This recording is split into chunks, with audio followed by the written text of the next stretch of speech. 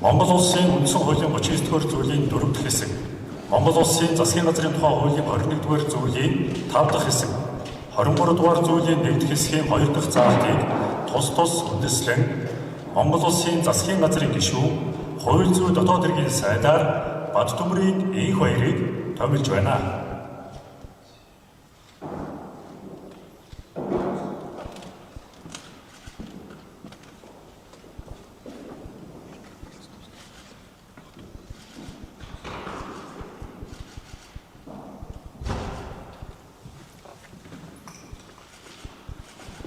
Монгол улсын ерөнхий сайд Гомж овын замд шалгах таныг үг хэлнүү хэмээн эндэрт орж байна.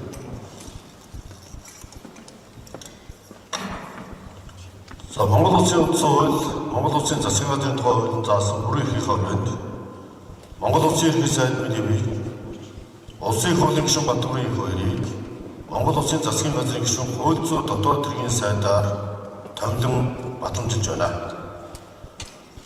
Монгол улсын засгийн газар нь үндсэн хуулийн 38-р зүйлийн 2 дахь хэсэг зааснаар төрийн хуулийг биелүүлэх, хүний эрх хэмжээлөг хамгаалах, нийгмийн хэв журмыг сахиулах, гэмт хэрэгтэд тэмцэх үндсэн чиглэлийг хэрэгж өгдөг.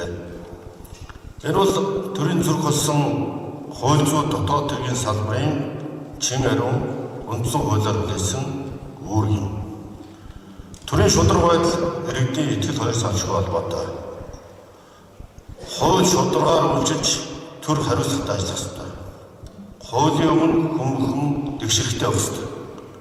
Монголын хөгжлийг удаашруулж ард түмний итгэлийг судруулсан авилга албан тушаалын гэмтэг баялаг нүүрсний улаатай хүний эрхийн зөрчилдөлтөй тууштай тэмцэх нь манай засгийн газрын энэ тэргүүний зорилт юм.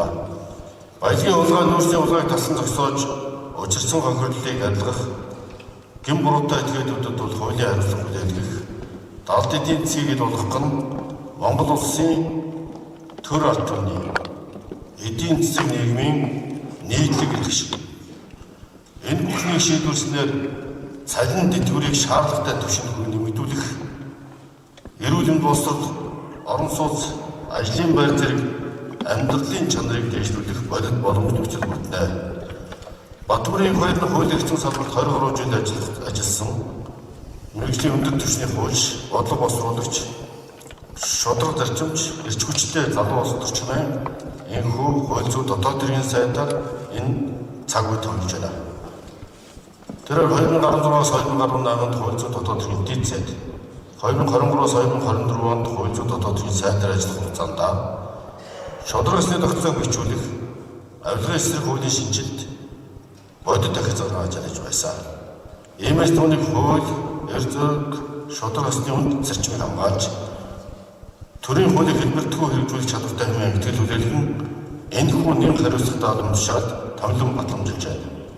Монгол улсын сайд гэдэг бол ард иргэдийн итгэлийг даах, хэлсэн үг, хийсэн ажилдаа эзэн байхын хамгийн дээд хариуцлага юм. Сайд бол албан тушаалын биш, ард түмний итгэлийн эзэн байх ёстой. Ийм ерхий сайд миний бие засгийн газрын бүх гишүүдэд хандан төрийн мөн хэрэгт хоёргүй сэтгэлээр зүтгэж үндсэн хууль эрх зүйн төрийг баттах үүргээ бүрэн ухамсарлан кабинетийн зарчмаар хамтран ажиллах зарчмыг хатуу шаардаж ажиллаж байгаа. Мөн гэмбүү нэгнийг хэлмэгдүүлж болохгүй, хүний эрхийг зөрчиж болохгүй, гэмт этгээдийг ялт завшуулж болохгүй гэдгийг ямар санаа ажиллахыг сануулъя. Энэ бол улс төрчдийн нүүрсний хулгай, баялагын хулгай, амьдралтай тэмцэх улс төрийн өсөлт зоригийн хэмжээ шалгуурь. Монгол улсад хулгай хотлол биш, үнэн ялах ёстой. Хууль дээдсэн төр, шударга ёсонд итгэсэн иргэн, хариуцлагатай төрийн алба. Энэ гурвын нэгдэлтээр Монгол улс хөгжин дэвж хүчтэй. Баялагтай эзэн шударга төрийн төлөө ард нийтээр Монголынхоо төлөө хамтран зүтгэцгээе. Мөнх тэнгэрийн хүчин дор төрийн сүлд маань байж Монгол улс маань мандан бодлоготой.